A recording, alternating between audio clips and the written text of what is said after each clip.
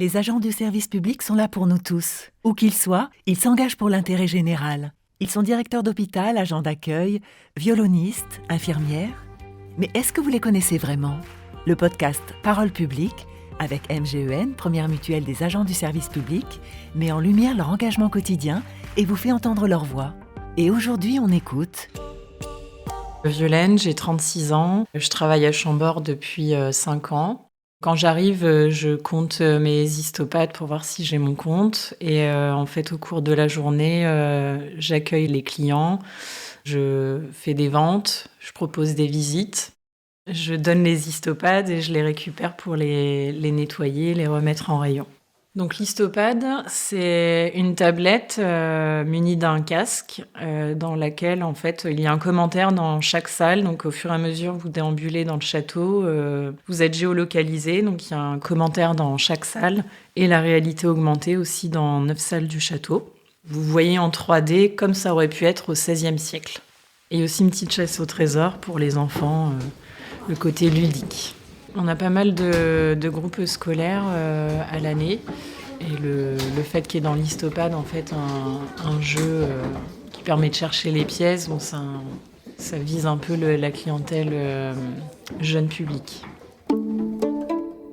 C'est vrai qu'il y a quand même une bonne ambiance à Chambord. Et puis c'est un travail assez varié, bon, on voit beaucoup de monde, on s'ennuie pas. Travailler dans un lieu comme celui-ci, quand on arrive tous les matins, on se dit quand même, on a un beau bureau. Mais Chambord, en fait, depuis plusieurs années, on a de plus en plus de monde.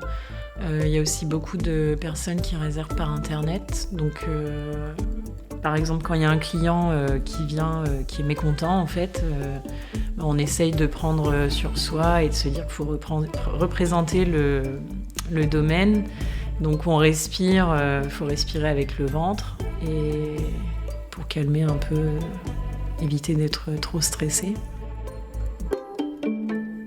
C'était il y a pas longtemps, il y avait un monsieur en fait qui avait du mal à se connecter à Internet, il n'arrivait pas à sortir son ticket. Et du coup, il y avait pas mal de monde et en fait, j'ai pris le temps, j'étais patiente, lui était énervé, moi j'étais plutôt calme.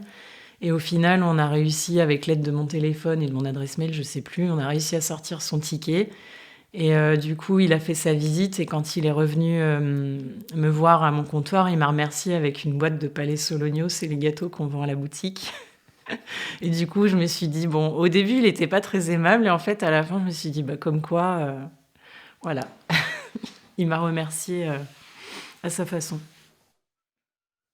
Le fait d'être en contact avec du public, pouvoir renseigner les visiteurs sur le château en lui-même ou sur les activités à faire aux alentours ou même dans notre région. Enfin, savoir partager ce qu'on a vécu et ce qu'on connaît pour mieux rediriger les visiteurs qui passent un bon séjour dans notre région. C'était Parole publique avec MGEN, première mutuelle des agents du service public. On s'engage mutuellement.